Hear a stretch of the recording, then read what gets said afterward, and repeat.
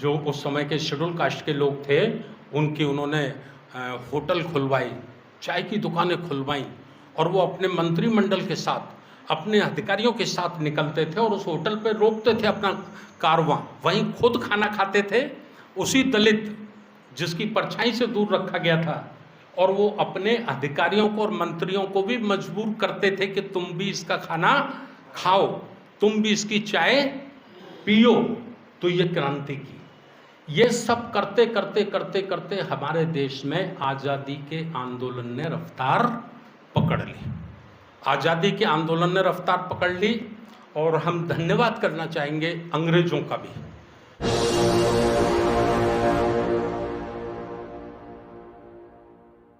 मन का भाव है कि ये काम होना चाहिए, मन की चाहत है कि भाई ये धम्म का काम होना चाहिए। तो जब हम भारत में इसका अध्ययन और चिंतन करते हैं, तो भारत में जो ज़्यादातर बुद्धिस्ट लोग पाए जाते हैं, वो दो प्रकार के बुद्धिस्ट पाए जाते हैं। एक बुद्धिस्ट तो वो हैं जो बाबा साहब की धम्म चक्र प्रवर्तन क्रांति से प्रभावित हुए हैं, अर्थात बुद्ध से प्रभावित नहीं हुए हैं, बाबा साहब से प्रभावित थे। बाबा साहब ने उनकी हजारों वर्षों की गुलामी की जंजीरों को काटा, स्वाभिमान का जीवन बाबा साहब ने उनको दिलाया, और बाबा साहब ने धम्म की दीक्षा ली। इसलिए वो लोग कहते हैं कि भाई हम भी बुद्ध हैं, बाबा साहब ने हमें ये पवित्र धम्म दिया है, तो उन भावनाओं से प्रभावित है। ठीक। दूसरे बुद्ध पाए जाते हैं शाक्य, मौर्य और सैनियों में। शाक्य, मौर्य, सैनी, जब हम उनके बीच में काम करते हैं, उनके भावनाओं के, उनकी मन की पहचान करते हैं, तो हम इस नतीजे पर पहुंचते हैं कि वो बुद्ध की योग्यताओं से प्रभावित नहीं है, बुद्ध के तप, तपस्या, त्याग या उनकी शिक्षा जो है उनसे प्रभावित नहीं है वो। तो वो किससे प्रभावित हैं? वो उससे प्रभावित हैं कि बुद्ध उनकी जाति के थे, वो स्वयं को भी शाक्य, सैनी, मौर्य मानते हैं, और बुद्ध भी शाक्यवंशी थे, इसलिए प्रभावित है। तो ये दो फंडे हैं, इन फंडों को समझना होगा, और समझकर हमें इनसे ऊपर निकलना होगा, यदि वास्तव में हम बुद्ध के धम्म को स्वीकार करना चाहते हैं। हमारे भारत में जिन्होंने धम्म को स्वीकार किया है, उनके जीवन में या उनके पारिवारिक जीवन में कोई बड़ा बदलाव नहीं आया है, बड़ा बदलाव देखने को नहीं मिलता। तो बड़ा बदलाव देखने के लिए नहीं मिलता, तो इसका कारण क्या है? इसका कारण भी यह है कि हमने बुद्ध को ऊपरी तौर पर तो स्वीकार किया है, ऊपरी तौर पर हमने उसको ग्रहण किया है, या हमने समाज को दिखाने के लिए स्वीकार किया है। वास्तविकता यह है कि हम उसकी गहराइयों में नहीं उतरे हैं, इसलिए जो बौद्ध हैं भारत में, उनके जीवन में भी कोई बड़ा परिवर्तन नज़र नहीं आता है। अच्छा, उनके जीवन में जब बड़ा परिवर्तन नज़र नहीं आता है, तो फिर वो सामने वाले को या अपने दूसरे भाई को अपने आचरण से, अपने व्यवहार से प्रभावित नहीं कर पाते हैं। अपने परिवार को, अपने मोहल्ले को, अपने बस्ती को, अपने गांव को, अपने ज़िले को, अपने प्रदेश को, अपने देश को वह लोग प्रभावित नहीं कर पाते हैं। बल्कि मेरी जानकारी तो यहाँ तक है कि 99% ऐसे परिवार हैं, ऐसे बौद्ध हैं जो स्वयं के परिवार को भी प्रभावित नहीं कर पाते हैं। ये मैं आलोचनात्मक दृष्टिकोण से नहीं कह रहा हूँ, ये मेरा कहने का मतलब है कि जो कमियां और खामियां हैं, यदि हम उन पर चर्चा नहीं करेंगे तो शायद फिर उन्हें हम अपने जीवन में से निकाल नहीं पाएंगे, और निकाल नहीं पाएंगे तो जो एक परिवर्तन, एक बदलाव आना चाहिए, वो शायद नहीं आएगा। तो मैं अब आपका ध्यान थोड़ा सा आकृष्ट करना चाहता हूँ इतिहास की ओर। आप सब बुद्धिमान साथी हैं और दिल्ली में बहुत बड़े बड़े विद्वान लोग रहते हैं। मैं तो एक जूता बनाने वाला था, जूते का काम करता था, कांशीराम साहब की संगत में आ गया। बहन जी का आशीर्वाद रहा तो इतनी दूर तक जाने का मौका मिल गया। हमारे परिवार की कोई बैकग्राउंड ऐसी नहीं थी जहाँ से मुझे ये सब कुछ मिला हो। ये सब कुछ तो साथियों, ये मैं आप लोगों से निवेदन कर रहा हूँ। एक नज़र हम डालते हैं सिंधु घाटी की सभ्यता पर। सिंधु घाटी की सभ्यता बहुत लोगों ने पढ़ी होगी। मेरे ख्याल डॉक्टर बिमल योगी साहब ने उसको लिखा है। डॉक्टर बिमल योगी साहब ने उसको लिखा है और मैं उसे लिखना नहीं कह सकता, मैं उसको संकलन कह सकता हूँ। इकट्ठा किया है उन्होंने और कम से कम दुनिया के बड़े बड़े विद्वानों की जो सोच थी, जो विचार थे, जो खोज थी, उसको उन्होंने इकट्ठा किया है, संग्रह किया है उसका। तो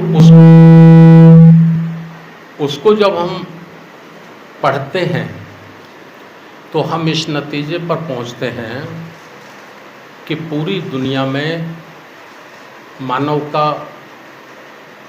की बुद्धि का विकास होता है और मानव की बुद्धि का जो विकास होता है उसका जो लिखित प्रमाण मिलता है वो 10,000 वर्ष का है।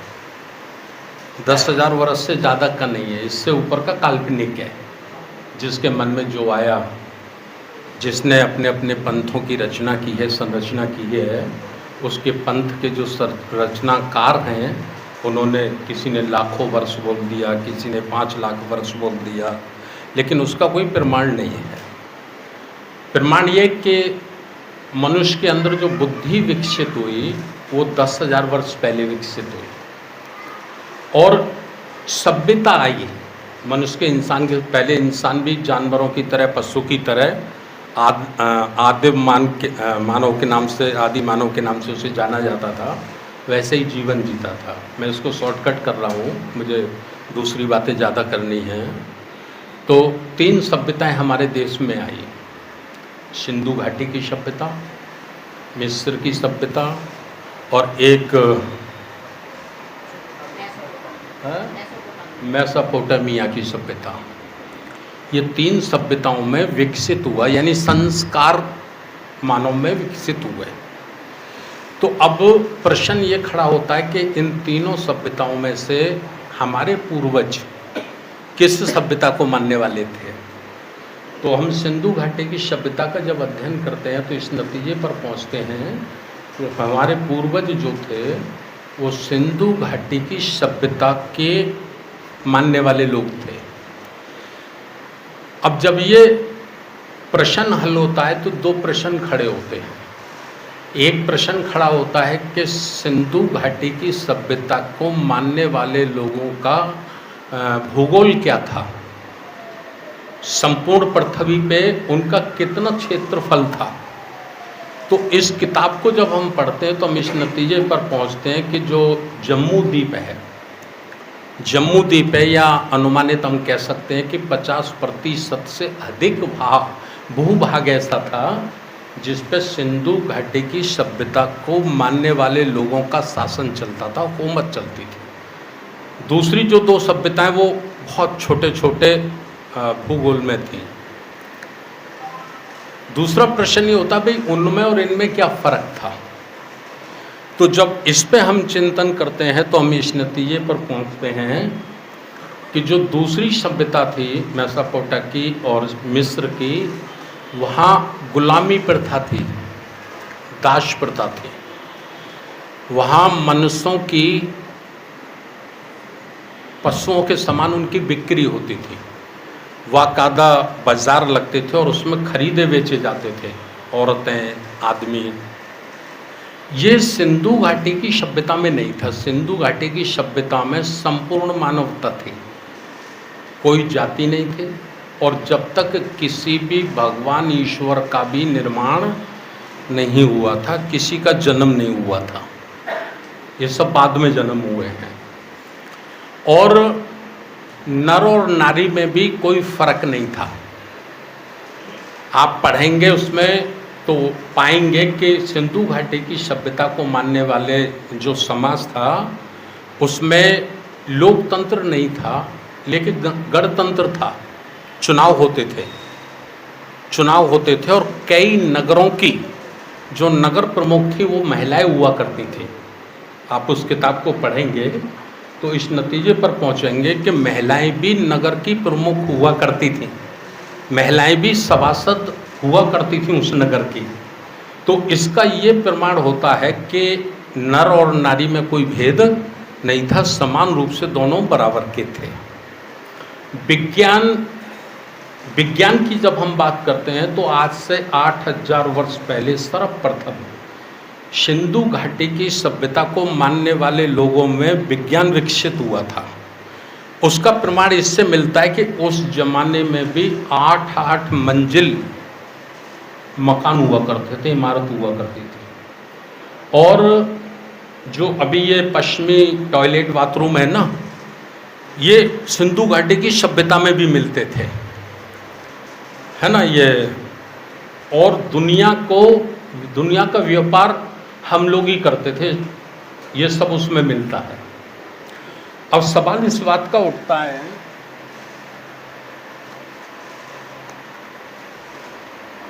कि जब इतना मानवतावादी समाज था जिसमें कोई ईश्वर, कोई देवता, कोई भगवान नहीं था, कोई वर्ण नहीं था, कोई जातियां नहीं थीं,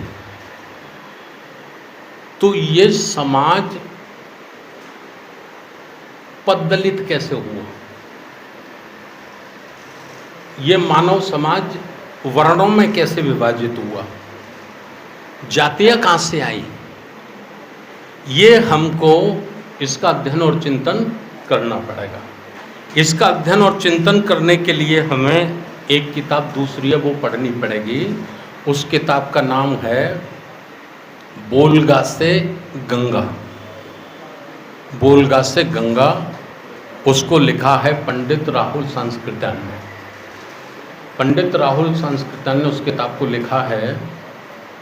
उसको यदि हम पढ़ते हैं तो इस नतीजे पर पहुंचते हैं कि कुछ मिस्र की सभ्यता के लोग हमारे देश में आए। ये बोलगा क्या है? ये बोलगा क्या है? बोलगा एक नदी है। और गंगा क्या है? गंगा भी एक नदी है।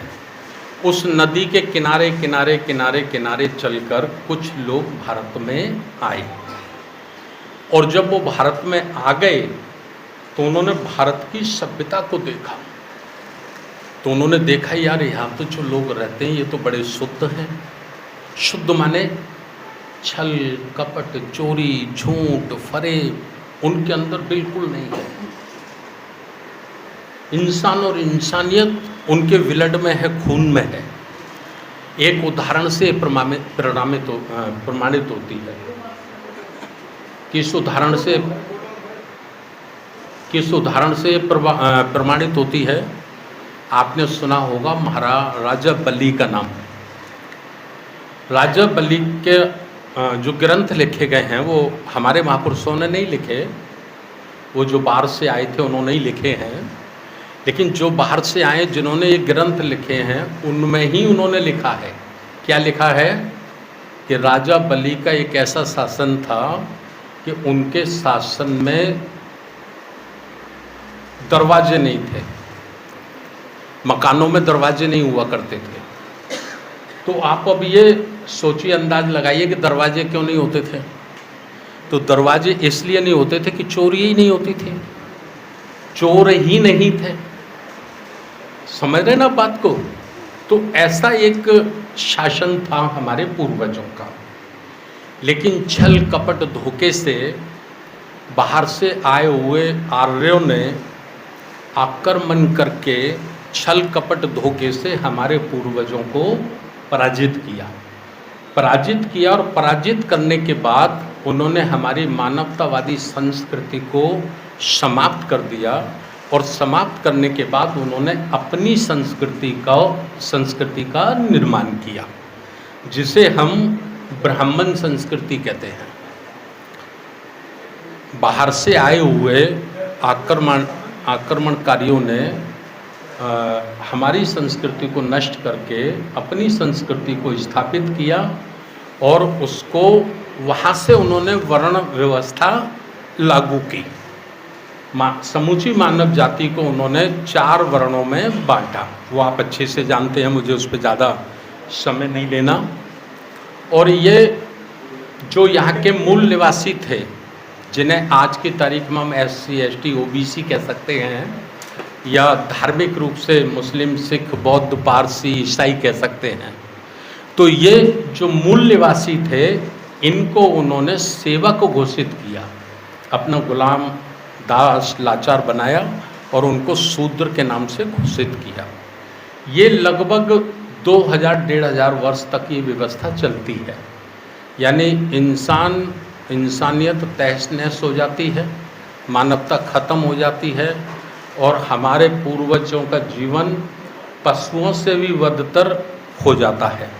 ठीक है, इसी अवस्था में, इसी के बीच सिद्धार्थ गौतम का जन्म होता है। मेरा मतलब ये कहने का है कि हमको बुद्ध को क्यों फॉलो करना चाहिए, हमको बुद्ध को क्यों मानना चाहिए। सिद्धार्थ का जन्म होता है और सिद्धार्थ बचपन से ही दयालु टाइप के थे। उनका जो स्वभाव था बड़ा दयालु था, न्यायप्रिय था। वो जब देखते थे, भैया कोई प्रश्न किसी का हो तो नोट कर लो, प्रोग्राम ख़त्म हो जाए तो आप पूछ लेना, हम कोशिश करेंगे उसको हल कर दें, नहीं कर पाएंगे तो माफ़ी मांग लेंगे, आपसे टाइम मांग लेंगे। ठीक है, तो उनके मन में ये हमेशा चलता रहता था कि भाई एक मनुष्य दूसरे मनुष्य का शोषण क्यों करता है। तो वो अपने जो पुरोहित उनके राज्य में होते थे, ब्राह्मणी पुरोहित होते थे, उनको वो पूछते थे कि गुरुजी, एक इंसान दूसरे इंसान का शोषण क्यों करता है, ये तो गलत बात है। तो गुरुजी उनको कहते थे कि ये सब ईश्वर के कारण होता है, ईश्वर के कारण होता है, ये ईश्वर की विधि है, ईश्वर ने ये विधि बनाई है। तो उनको लगता था कि भाई एक और तो ये बताया जाता है कि ईश्वर ने ही सबको पैदा किया है, ईश्वरी परमपिता है, और दूसरी बात जब वो उसी ने सबको पैदा किया है, वही सबका परमपिता है, तो फिर ये भेदभाव क्यों। इस सबके बीच में उनकी उम्र 16 वर्ष हो जाती, उनकी शादी हो जाती है। 20 वर्ष की आयु में साख्यों का एक संघ था, जैसे आज की हम राज्यसभा कह सकते हैं। हमारे देश में 28 राज्य, तो 28 राज्यों से राज्यसभा के लिए प्रतिनिधि चुन के आते हैं। इसी तरह से साख्यों के जो राज्य थे, तो उन्होंने अपनी ताकत मजबूत करने के लिए, अपनी शक्ति मजबूत करने के लिए, कोई बड़ा ताकतवर राजा उनको ख़त्म ना कर दे, इसलिए उन्होंने संयुक्त एक साख्य संघ बना लिया था कि भाई हम एक एक करके रहेंगे तो हमको कोई खा जाएगा। हम सब लोग संगठित रहेंगे, सभी साख्य राजा एक मिल के रहेंगे, तो हम बड़े वाले जो चक्रवर्ती सम्राट हैं उनसे बचते रहेंगे। तो उनका साख्य संघ था। तो साख्य संघ में वो सदस्य नामित हो जाते हैं। 8 वर्ष तक वो उसके सदस्य रहते हैं। 8 वर्ष के बाद एक घटना घटित होती है रोहिणी नदी की और साख्य और कोलियों के बीच की। उसको दूसरे लोगों ने दूसरी तरह से प्रचारित किया। ये सिद्धार्थ का गृह त्याग है। गृह त्याग को, जो सही गृह त्याग है, वो ना बताकर उसको दूसरे तरह से बताया गया है। देखिए, हम लोग बाबा साहब पे भरोसा कर सकते हैं ना, निसंकोच, बिना किसी सवाल के कर सकते हैं ना। तो बाबा साहब ने एक ग्रंथ लिखा है, बुद्ध और उनका धम्म। बुद्ध और उनका धम्म उनको लिखने की क्यों ज़रूरत पड़ी? बुद्ध और उनका धम्म लिखने की उनको इसलिए ज़रूरत पड़ी, उन्होंने ऐसा महसूस किया कि बुद्ध के 500 वर्ष बाद भिक्षु संघ में घुसपैठ हो गई। घुसपैठ हो गई अर्थात जो लोग बुद्ध के विचार से सहमत नहीं थे, वह लोग भी उसमें घुस गए, और उन लोगों ने घुसकर उनकी सही दिशा को उसमें कुछ मिलावट करने की कोशिश की। अर्थात बाबा साहब ने धम्मपद को या जो त्रिपिटक है उसको शुद्ध रूप से बुद्ध का वचन मानने से इनकार कर दिया। ये माना कि इसमें कुछ मिलावट हुई है, तो उन्होंने बुद्ध और उनका धम्म लिखा। एक बात मैं और आपकी जानकारी में लाना चाहता हूं, हमसे एक सवाल पूछा जाए कि भाई संविधान को लिखने में बाबा साहब को कितना टाइम लगा, तो मुझे लगता है 100 में से 90 लोग इसका आंसर दे देंगे। 2 वर्ष 18 महीने 11 महीने 18 दिन लगे, है ना। लेकिन ये पूछा जाए कि बुद्ध और उनका धम्म लिखने में बाबा साहब को कितना टाइम लगा, तो मैं समझता हूँ 100 में से एक व्यक्ति भी बताना मुश्किल है ना। बुद्ध और उनका धम्म लिखने में बाबा साहब को 5 वर्ष से भी ज़्यादा का समय लगा, और ये धम्म उनका जीवन का अंतिम ग्रंथ है। अब सवाल ये उठता है कि इसमें इतना टाइम क्यों लगा, संविधान से भी ज़्यादा टाइम इसमें क्यों लगा? क्योंकि बाबा साहब ऐसा जानते थे कि धम्म के लिए मेरा जो ग्रंथ लिखा जा रहा है ये केवल भारत के लोगों के लिए नहीं होगा, बल्कि पूरी दुनिया के बौद्धों के लिए होगा। और पूरे दुनिया के बौद्धों के लिए जब ये होगा तो भूल से भी इसमें कोई गलती ना होने पाए, भूल से भी इसमें कोई त्रुटि ना होने पाए, इसलिए उसको लिखने में उनको ज़्यादा टाइम लगा और बहुत सावधानी से उन्होंने उसको लिखा। तो मैं जो बातें आपको बता रहा हूँ वो बुद्ध और उनका धम्म जो उसमें से पढ़ी है वो बता रहा हूँ, ये मेरी बातें नहीं हैं, इसलिए मैंने ये सब आपको बताया। रोहिणी नदी को लेके झगड़ा हुआ साक्यम और कोलियों में, परिस्थितियाँ ये पैदा हो गई कि बुद्ध को गृह त्याग करना पड़ा। इसका एक वाक्य है, उसकी चर्चा करके मैं आगे बढ़ता हूँ। जब राज्यसभा में उनका निष्कासन देश से तय हो गया लगभग, तो वो बहुत चिंतित थे, इतने चिंतित थे, उनको लग रहा था कि भाई मेरे माता पिता बड़े दुखी होंगे, प्रजा बहुत दुखी है, प्रजा का भी काम मेरे बगैर चल जाएगा, माता पिता का काम भी मेरे बगैर चल जाएगा, लेकिन मेरी एक पत्नी है, एक बच्चा है, पता नहीं उसका तो बहुत बुरा हाल होगा। तो बड़े सोचते सोचते वो महल जाते हैं, और महल जाकर जहाँ यशोधरा जिस कक्ष में थी, रूम में थी, उस रूम में जाते हैं और जाकर चुप से खड़े हो जाते हैं। यशोधरा भी चुप खड़ी होती हैं, सिद्धार्थ भी चुप खड़े होते हैं। फिर यशोधरा ही बोलती हैं। बुद्ध तो ऐसा सोच रहे थे ये बेहोश हो जाएंगे, गिर पड़ेंगे सुनकर, लेकिन यशोधरा बोलती हैं, क्या बोलती हैं यशोधरा सिद्धार्थ को, कि आप कर भी क्या सकते थे, परिस्थितियां ही कुछ इस प्रकार की निर्मित हो गई थी, आप कर ही क्या सकते थे, परिस्थितियां ही कुछ इस प्रकार की निर्मित हो गई थीं। अब आपने गृह त्याग करने का निर्णय ले ही लिया है, तो ऐसे किसी पंथ का निर्माण करना जिसमें मनुष्य दुखी ना हो, ऐसा उन्होंने सिद्धार्थ गौतम को कहा। मैं इसलिए कह रहा हूँ कि हम लोग जब काम के लिए निकलते तो हमारी पत्नी तो सामने हाथ खड़ा कर देती है कि ये सब ठेका तुम ही ने ले रखा है, समझ रहे कि नहीं। लेकिन उस आज से 2500 वर्ष पहले उस माता का भी धन्यवाद करो जिसने सिद्धार्थ को ये शब्दों के साथ विदा किया, हौसला बढ़ा के विदा किया, और वो चले गए। वो निकले किस खोज के लिए? उनके दिल में प्रश्न क्या था? उनके दिल में प्रश्न ये था कि मुझे ईश्वर से मिलना है, और एक ही बात पूछनी है कि जब सब लोग तेरी संतान हैं तो ये वर्ण व्यवस्था क्यों, जाति व्यवस्था क्यों, एक ऊंचा है एक नीचा है, भेदभाव क्यों? तो उन्होंने जब कहा तो किसी ने कहा साहब फलाश्रम चले जाइए, वो गुरुजी हैं, वो बहुत अच्छा बता देंगे, उनको ज़्यादा ज्ञान है। तो वहाँ गए। उन्होंने जितना बताना था बता दिया। इस तरह उस समय के जितने ऋषि मुनि थे, आठ आश्रमों में वो गए। 8 आश्रमों में भी जितने ज्ञानी थे, ऋषि मुनि थे, अनंत, वो सब हाथ जोड़कर खड़े हो गए कि सिद्धार्थ, जितना हम जानते थे हमने बता दिया, इससे आगे हमको भी नहीं मालूम। बुद्ध को उनके प्रश्न का आंसर नहीं मिला। फिर वो खुद बुद्ध गया चले गए और वहाँ जाकर 6 वर्ष तक उन्होंने एक कठिन तप किया, मतलब पराकाष्ठा उन्होंने पार कर दी तप की। पूरा शरीर उनका जी जड़ शीशड़ हो गया।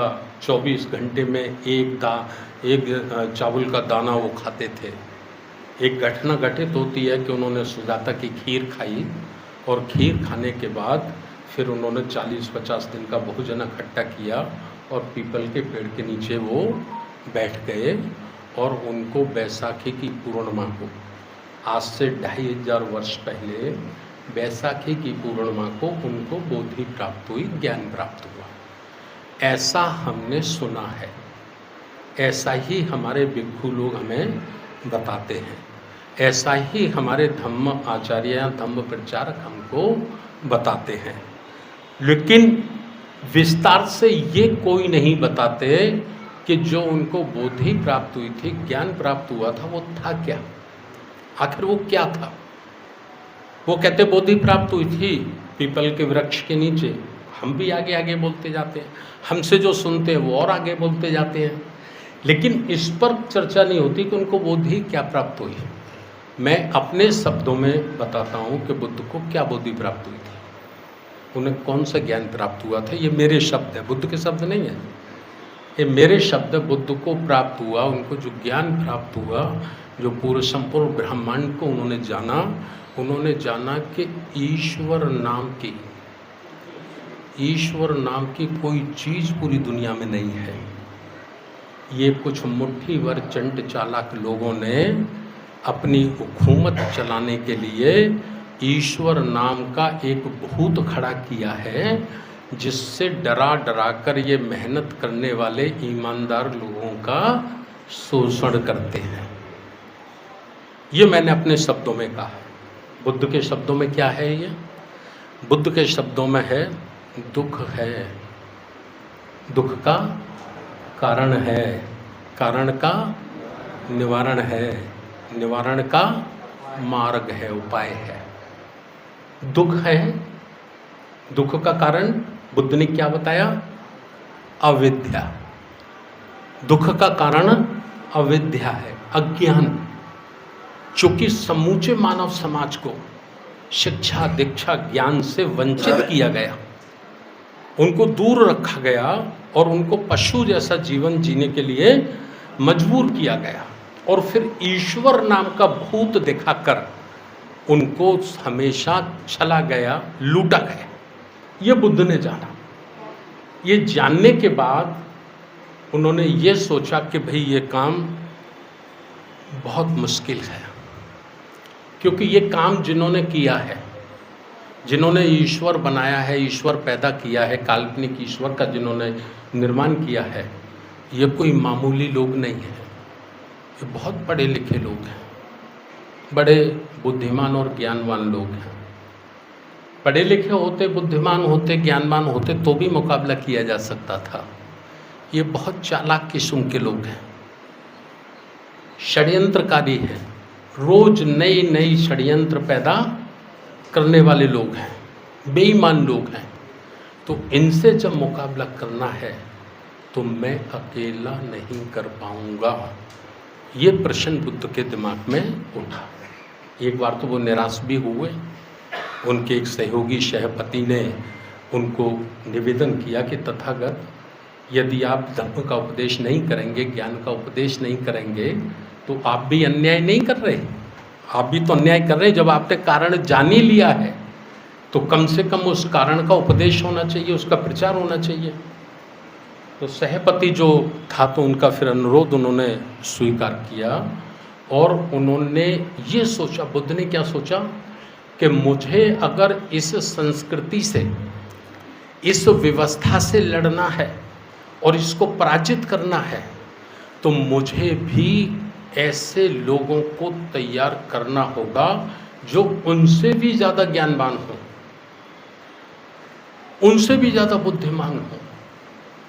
और ज्ञानवान हो, बुद्धिमान हो, इतने भर से काम नहीं चलेगा। त्यागी भी हों,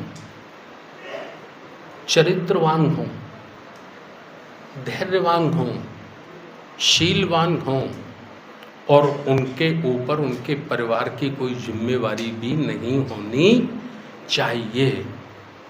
तो ऐसा क्या हो सकता है?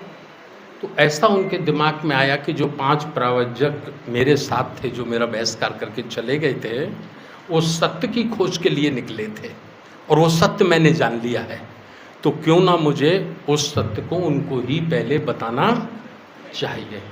तो आषाढ़ी पूर्णिमा जो आने वाली है, जिसको हम लोग गुरु पूर्णिमा कहते हैं, उस दिन उन्होंने सबसे पहले उन 5 प्रवचकों को अपना धम्मोपदेश दिया, जो उन्होंने जाना उनको बताया और बताकर कहा, जब वो सहमत हो गए, भिक्षु हो गए, उनके मुंह से निकला तथागत। तथागत का मतलब बताते लोग कहा जाता है यही सत्य है। तो जब वो उनके साथ हो गए तो उन्होंने कहा इतनी भर संख्या से काम नहीं चलेगा, हमें एक संघ का निर्माण करना होगा और उस संघ में इसी क्वालिटी के लोगों को लाना होगा जो गृह त्याग करेंगे, जो विद्वान होंगे, पढ़े लिखे होंगे, चरित्रवान होंगे और शीलवान होंगे, प्रज्ञाशील करुणा उनमें होगी, और वो अपना संपूर्ण जीवन मानवता के उत्थान के लिए समर्पित करेंगे। ये उन्होंने बनाया और बनाकर इसको कहा जाता है, बाबा साहब की किताब है, यदि आप उसको पढ़ेंगे तो आप समझेंगे, मैं ये जो बात बता रहा हूँ उसी में से बता रहा हूँ।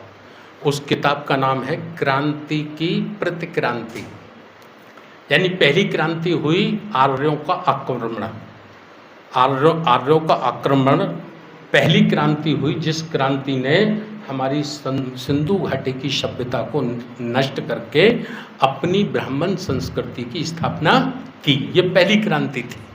उस क्रांति की प्रतिक्रांति, मतलब उसके विरोध में जो क्रांति पैदा की, वो बुद्ध ने पैदा की। ये किताब बाबा साहब ने लिखी है, आप लोग पढ़िएगा, ठीक है ना।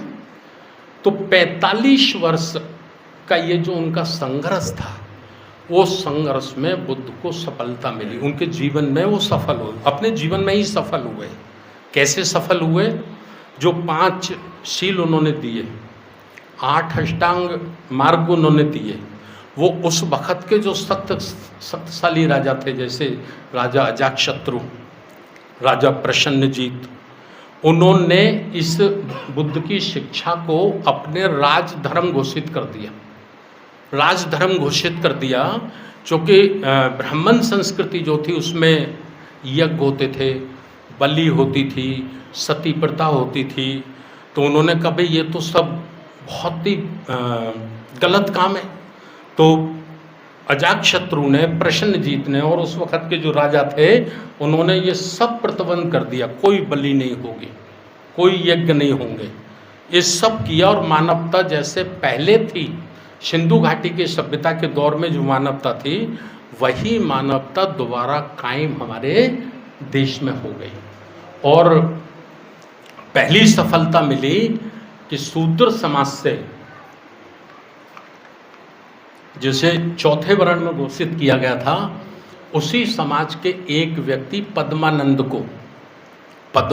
को चक्रवर्ती राजा बनने का मौका मिला, जो नाई समाज से था।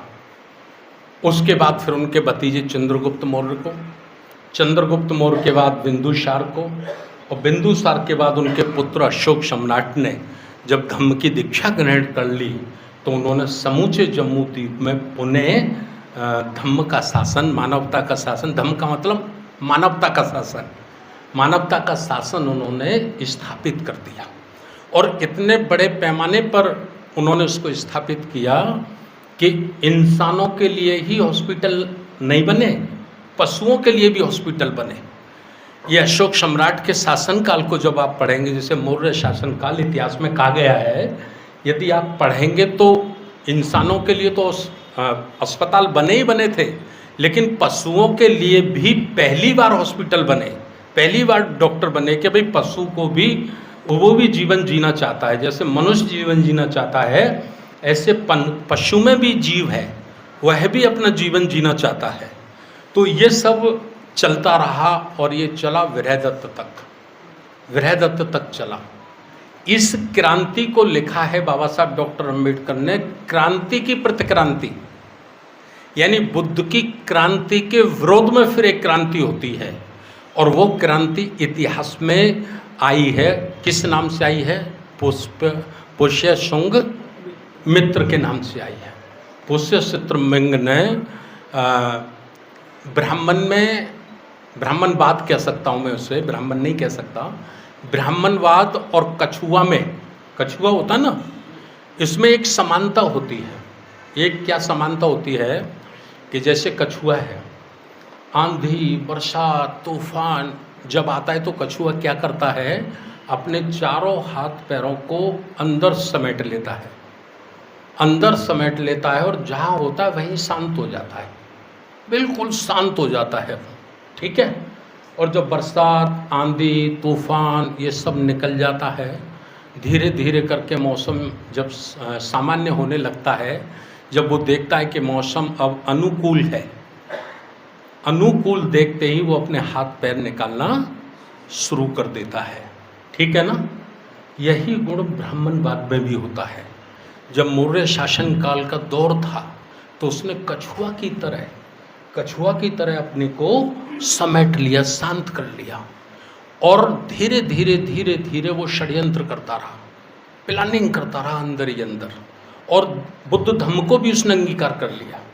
बड़े पैमाने पर वो है लोग भिक्षु भी बन गए, बनते भी बन गए।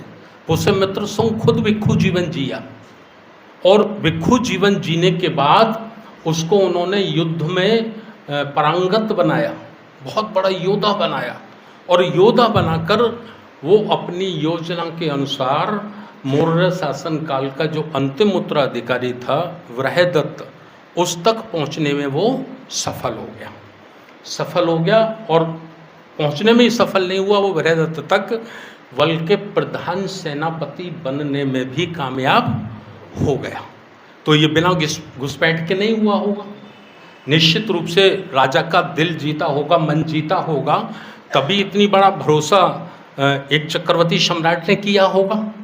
और करने के बाद सेना में उसने धीरे धीरे धीरे धीरे अपने कैडर के लोग, अपने द्वारा तैयार किए गए लोगों को सेना के बड़े बड़े पदों पर उसने स्थापित कर दिया। जैसे आज हम मिलिट्री में एक नज़र मारते हैं, लगभग 15 लाख हमारी सेना है देश की, हम 15 लाख सेना पे एक नज़र मारते हैं तो हम देखते हैं कि जो बॉर्डर पर लोग लगे हैं, बॉर्डर पे जो लोग हैं तो वो हमारे लोग हैं, यादव है, जाट है, गुजर है, त्यागी है, कुस्बा है, शेड्यूल कास्ट का है, शेड्यूल ट्राइब का है। 100 में 90%, 90 नहीं 99 मान लीजिए आप, वो बॉर्डर पे हमारे सिपाही हैं। और जैसे ही हम बॉर्डर से आगे अधिकारी पोस्ट पाते हैं, जनरल, मेजर, कर्नल, ब्रिगेडियर, इसकी ओर हम जैसे जैसे बढ़ते हैं वैसे वैसे हमारा रेशियो वहाँ शून्य होता जाता है। वहाँ फिर जो सामान्य वर्ग के लोग हैं, खास करके ब्राह्मणवादी सोच के जो लोग हैं, वो आपको अफसर ऊपर आपको मिलेंगे। सही बोल रहा हूँ ना मैं सही बोल रहा हूँ ना। यही सिस्टम पुष्यमित्र शुंग ने वृहदत्त की सेना में लागू किया होगा, ऐसा हम कयास लगाते हैं, ऐसा हम अंदाज लगाते हैं। क्यों लगाते हैं इस अंदाज को? इस अंदाज को इसलिए लगाते हैं कि वृहदत्त की जो हत्या हुई वो सेना के बीच में हुई, सेना का निरीक्षण करते समय हुई। तो इसका मतलब यह है कि सेना में अगर पुष्यमित्र शुंग के समर्थक नहीं होते तो क्या उसकी हिम्मत पड़ सकती थी राजा का कत्ल करने की? या पड़ भी सकती थी तो उसने जैसे ही राजा का कत्ल किया तो दूसरे राजा के वफादार सैनिक उसका कत्ल नहीं कर सकते थे क्या? कर सकते थे ना। इसका मतलब उसका कत्ल नहीं हुआ तो इसका मतलब उसने अपना जाल पूरा फैला लिया था। बात समझ रहे ना मेरी आप? मैं इसी को एक से लिंक करके फिर मेरे ध्यान में आ गई, उतर जाएगी, आपको बताना चाहता हूँ। वर्तमान में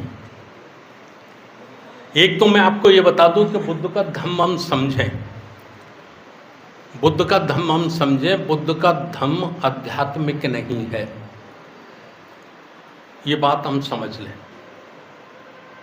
ये बाबा साहब ने बुद्ध और उनका धम्म जो लिखा है उसमें स्पष्ट है ये बात है जो मैं बता रहा हूँ। बुद्ध का धम्म आध्यात्मिक नहीं है, अर्थात पूजा पाठ करने का धम्म नहीं है।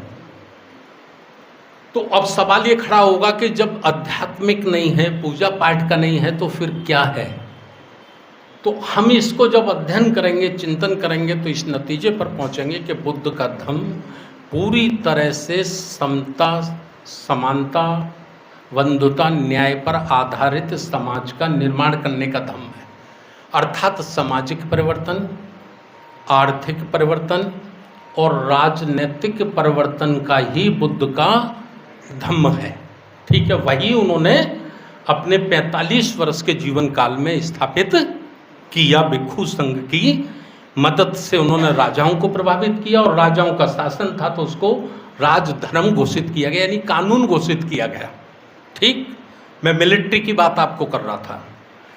मिलिट्री में मैं एक बात और बता दूं, मैं किसी दल का विरोधी नहीं हूं और किसी दल का समर्थक नहीं हूं। मेरी बातों से कोई ये अंदाज आप लोग ना लगाएं कि मैं किसी की आलोचना कर रहा हूं या किसी की बुराई कर रहा हूं। मेरा विरोध या समर्थन केवल और केवल व्यवस्था के साथ जुड़ा है, मानव और मानवता के साथ जुड़ा है। ठीक है ना? वोट देने का अधिकार बाबा साहब ने हमको दिया है, तो वोट तो देना ही है किसी ना किसी को। जब बाबा साहब ने दिया है तो मैं अपना वोट बहुजन समाज पार्टी को देता हूँ। ये भी मैं स्पष्ट आपको बता दूँ, क्योंकि मेरे जाने के बाद फिर बहुत हमारे जो शुभचिंतक लोग होंगे ना, वो बड़े प्रश्न उठाएंगे कि साहब वो 1.5 घंटे 2 घंटे आपको ये सारी बातें बता के गए, तो ये भी तो पूछते कि राजनीति में हमको किसको समर्थन करना है। तो मैं व्यक्तिगत रूप से बहुजन समाज पार्टी को सपोर्ट करता हूँ, ये मेरा निर्णय है। मेरे बारे में कोई कन्फ्यूजन किसी को नहीं रहना चाहिए। वोट तो देना ही है, बाबा साहब ने दिया, हम वोट नहीं देंगे तो हम बाबा साहब का अनादर कर रहे हैं, अपने अधिकार का अनादर कर रहे हैं। ये मैं इसलिए लाइन स्पष्ट कर देता हूँ कि मेरे बारे में फिर बाद में कोई टिप्पणी ना करें। ठीक है, दबाव किसी पे नहीं है, दबाव किसी पे नहीं है। मैंने अपना निर्णय बता दिया है, मैं बसपा को सपोर्ट करता हूँ, बसपा को ही वोट करता हूँ। बहुत सारी कमी खामियाँ हैं, लोग हमसे कहते हैं, हम उसे स्वीकार भी करते हैं, लेकिन कोई विकल्प अभी ऐसा नज़र नहीं आता कि हमें बसपा से अच्छा विकल्प कोई नज़र आता हो जो बुद्ध, साहू अम्बेडकर और काशीराम जी की विचारधारा के नज़दीक हो। मैं अपना पक्ष उनके बीच में रखता हूँ। ठीक है, मैं ये बात इसलिए स्पष्ट कर रहा हूँ कि बहुत सारी कन्फ्यूजन मेरे जाने के बाद लोग क्रिएट करेंगे। तो आज की जो मैं बात बता रहा था आपको, अग्निवीर, अग्निवीर एक योजना लाई गई है अग्निवीर मिलिट्री में। ये क्यों लाई गई है? ये गुजरात का मॉडल है। गुजरात में मैं 5 साल प्रभारी रहा हूँ, मेरे साथ माननीय गौरी प्रसाद उपासक साहब प्रभारी रहे हैं। ये गुजरात का मॉडल है। गुजरात में ये कहाँ 2 विभागों में लागू है। कौन से 2 विभाग हैं ये? एक पुलिस और एक शिक्षा विभाग। पुलिस और शिक्षा विभाग में पिछले 25 वर्षों से ये पैटर्न वहाँ चल रहा है। क्या पैटर्न चल रहा है? वो सीधा परमानेंट भर्ती नहीं करते गुजरात में, ना पुलिस में भर्ती करते हैं ना शिक्षा विभाग में भर्ती करते हैं। तो वो क्या करते हैं, 5 वर्ष के लिए संविदा पे रखते हैं। ठीक है, 5 वर्ष संविदा पे रखते हैं। 5 वर्ष के बाद लगभग 70-80% लोगों को आउट कर देते हैं और 20-25 लोगों को परमानेंट कर देते हैं। ठीक है, अब वो आउट किसको करते हैं और परमानेंट किसको करते हैं? परमानेंट उसको करते हैं जो शाखा में जाना शुरू कर देता है। बात समझ रहे कि नहीं? जो शाखा में जाना शुरू कर देता है, जो अंधविश्वास और ईश्वरवाद में, पाखंडवाद में डूब जाता है। जैसे रसगुल्ला होता है ना, तो रसगुल्ला कब बनता है? जब चाशनी में डूब जाता है। अगर चाशनी में वो नहीं डूबेगा तो वो रसगुल्ला नहीं रहेगा। तो रसगुल्ले की तरह जो ब्राह्मणवादी चाशनी में डूब जाता है उसको तो वो परमानेंट कर देते हैं, और जो डूबने से इनकार कर देता है या साहू फूले अंबेडकर की विचारधारा पे बात करता है या मानवता पे बात करता है, उसको वो आउट कर देते हैं। समझ गए ना? ये वही मॉडल उन्होंने मिलिट्री पे हमारे देश की में लागू किया है। क्या लागू किया है कि हम जितने लोग भर्ती करेंगे, जितने बच्चे हम भर्ती करेंगे, उसमें से 25% को परमानेंट करेंगे, 75% को निकालेंगे। ये किया है ना। और पिछले 25 वर्षों से 20 वर्षों से उन्होंने मिलिट्री ट्रेनिंग के स्कूल भी खोले। सुना है आपने? खोले कि नहीं? आरएसएस ने मिलिट्री ट्रेनिंग के स्कूल खोले हैं ना। तो उनका अगले 20 वर्षों में भारत की समस्त सेना पर अपने लोगों का पोजीशन करने का प्लान है। ये समझ लीजिए आप। मैं बहुत बड़ी बात आपको बता रहा हूँ। ये दुनिया के लोग समझें या ना समझें, लेकिन बाबा साहब डॉक्टर अंबेडकर की औलादों को दिमाग और आँख खोल के एक एक शब्द का अध्ययन करना पड़ेगा, समझना पड़ेगा। ये उनके लिए बहुत ज़रूरी है। तो उनकी प्लानिंग क्या भाई? जैसे 50,000 भर्ती करेंगे एक साल में, 4 साल रखेंगे, तो वो कोशिश करेंगे कि उनके लड़के चले जाए जिनको वो अपने स्कूल में ट्रेंड कर रहे हैं, जिनको वो ब्राह्मण संस्कृति के चाशनी में डुबो के तैयार कर रहे हैं, वो बच्चे चले जाएं। तो अब सबके सब तो जा नहीं पाएंगे, 100 के 100 तो जा नहीं पाएंगे। तो 100 में 20, 25, 30% तो चले जाएंगे ना। इतने चले जाएंगे, बाकी दूसरे सोच के लोग चले जाएंगे। तो जो दूसरे सोच के लोग होंगे उनको 4 वर्ष बाद वो बाहर खड़ा कर देंगे, और जो उनकी विचारधारा के लोग होंगे उनको वो परमानेंट कर देंगे। तो ये क्रम प्रत्येक वर्ष चलेगा। प्रत्येक वर्ष चलेगा ना। तो 10 वर्षों में, 15 वर्षों में, 20 वर्षों में एक बार संपूर्ण रूप से फौज में उनकी ही सोच के लोगों का कब्जा होगा कि नहीं होगा? होगा ना। जब 100% उनकी विचारधारा के लोगों का कब्जा हो जाएगा तो ब्राह्मण राष्ट्र बनाने में कोई परेशानी होगी? नहीं होगी ना। बाकी जगह तो कर ही लिया है उन्होंने। मैं बड़ी बारीकी बातें आप लोगों को बता रहा हूँ।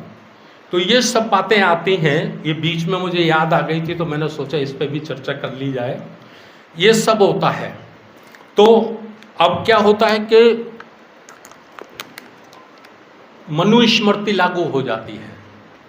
मनुस्मृति लागू होती है, ये है क्रांति की प्रतिक्रांति। यानी बुद्ध ने उनकी व्यवस्था को, संस्कृति को खत्म किया था, मानवतावादी संस्कृति को कामयाब किया था। तो वो पहली क्रांति थी। उस क्रांति के विरोध में जो क्रांति हुई वो पुष्यमित्र शुंग ने की, और उन्होंने अपनी संस्कृति को पुनः स्थापित किया। संस्कृति की बात मैं क्यों कह रहा हूँ? संस्कृति की बात मैं इसलिए कह रहा हूँ कि पहले जब राजाओं के राज थे तो ऐसा होता था कि एक राजा दूसरे राजा का कत्ल कर देता था या उसको कैद में ले लेता था तो अपना राज स्थापित कर देता था। ऐसा होता था, ठीक है। लेकिन राजा से राजा बदलता था, प्रजा पे कोई प्रभाव नहीं पड़ता था और प्रजा का कोई लगाव भी नहीं होता था, ठीक है। संस्कृति की बात यहाँ इसलिए प्रमाणित होती है कि पुष्यमित्र शुंग ने जब बृहदत्त की हत्या करके शासन सत्ता अपने हाथ में ले ली तो उसने सबसे पहला जो राज्याज्ञा जारी किया, मतलब जो आदेश जारी किया, वो जारी किया बुद्ध धर्म को समाप्त करने के लिए। श्रमण संस्कृति जिसका निर्माण बुद्ध ने किया था, श्रमण का मतलब मेहनत मजदूरी करने वाले लोगों की संस्कृति, तो उसको नष्ट करने के लिए उसने सबसे पहला आदेश जारी किया। वो आदेश था कि एक भिक्षु का सर कत्ल करने पर आपको 100 सोने की अशर्फियाँ इनाम दी जाएंगी। ये प्रमाणित करता है कि उसका लक्ष्य केवल राज सत्ता हत्याना नहीं था, बल्कि राज सत्ता हत्या कर उसको बुद्ध धर्म की जो संस्कृति थी उसको खत्म करना था। क्योंकि उस समय दो ही लोग थे, एक तो भिक्षु थे जो धम्म का प्रचार करते थे, दूसरे राजा थे जो उस धम्म का अनुपालन करते थे और प्रजा से कराते थे। दो ही लोग थे। प्रजा तो राजतंत्र में जिसका राज होता था उसी की जय जयकार करती थी, उस बेचारी की मजबूरी थी, है ना। तो राजा को भी उन्होंने कत्ल कर दिया। राजा को कत्ल कर दिया, फिर तो बचा कौन? भिक्षु बचे। तो फिर भिक्षुओं का भी कत्लेआम शुरू हो गया। जब भिक्षुओं का भी कत्लेआम शुरू हो गया तो बहुत सारे भिक्षु कत्ल कर दिए गए। ऐसा कहा जाता है इतिहास में कि जो सरयू नदी है वो पूरी लाल हो गई थी, इतना खून बहाया गया था उस वक्त। कुछ भिक्षु भाग गए बेचारे, जंगलों के रास्ते से, पानी के रास्तों से, तो वो चले गए थाईलैंड, जापान, चीन।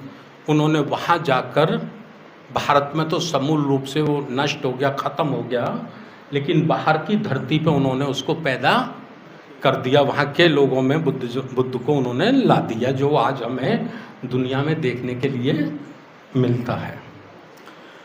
अब इसके विरुद्ध में फिर क्रांति चलती है, मनुस्मृति के विरोध में क्रांति चलती है और बड़ा लंबा संघर्ष है। मैं उस संघर्ष की ओर आपको लाना चाहता हूँ। वो संघर्ष है आज से 600 वर्ष पहले सदगुरु कबीर ने इसके विरुद्ध आवाज बुलंद की। जितना भी उन पे संसाधन था, बहुत बड़े, वो कोई राजा महाराजा नहीं थे जो उसको बहुत बड़े पैमाने पे ले जाते, लेकिन जितना भी वो कर सकते थे सत्संग के माध्यम से, कविताओं के माध्यम से, अपने उपदेशों के माध्यम से उन्होंने वर्ण व्यवस्था का धिक्कार किया, ईश्वरवाद का उन्होंने धिक्कार किया और उन्होंने मानवता के स्थापना के लिए प्रचार प्रसार किया। यही किया ना कबीर ने। उनका पूरा जीवन पढ़ेंगे, उनके दोहा पढ़ेंगे तो हम इसी नतीजे पे पहुंचेंगे।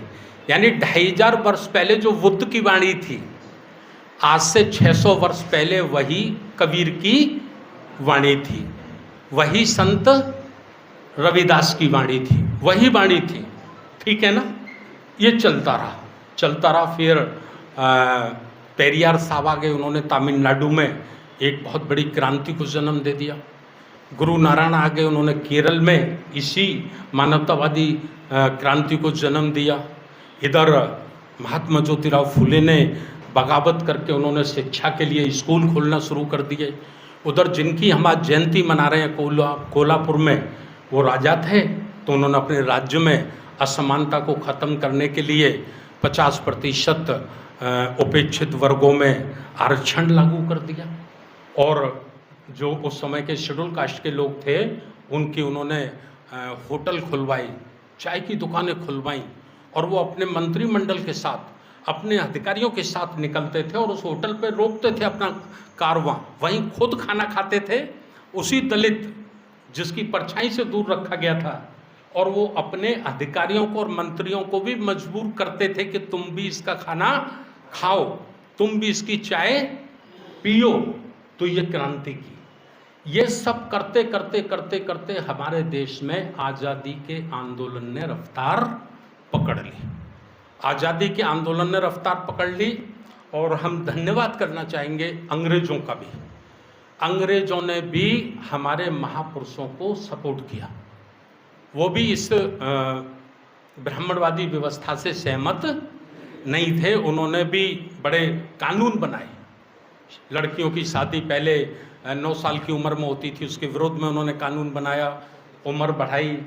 सती प्रथा उन्होंने प्रतिबंधित की। सरकारी स्कूलों में उन्होंने आदेश जारी किए कि भाई किसी को भी पढ़ने से नहीं रोका जाएगा। सार्वजनिक तालाब और कुएं भी उन्होंने खोले, और यहाँ तक कि उन्होंने मिलिट्री में भी दलितों को भर्ती करना शुरू किया। जो कोरेगांव की घटना आप लोग सुनते हैं कि 500 महार दलितों ने 28,000 पेशवाओं की फौज को कत्ल कर दिया था। तो कब कत्ल किया? जब ही तो कत्ल किया जब उनको अंग्रेजों ने अस्त्र शस्त्र चलाने का अवसर दिया। उन्होंने युद्ध का अभ्यास किया, और युद्ध का अभ्यास करने के बाद जब वो युद्ध में पारंगत हो गए तो देखिए इतिहास रच दिया। मात्र 500 लड़कों ने घुड़सवार शक्तिशाली पेशवा ब्राह्मणों की सेना को पराजित ही नहीं किया बल्कि पूरा कत्लेआम कर दिया। तो अंग्रेजों का भी थैंक मुझे लगता है बोलना ही चाहिए हमें। ये नैतिकता कहते हैं, इंसानियत कहती है।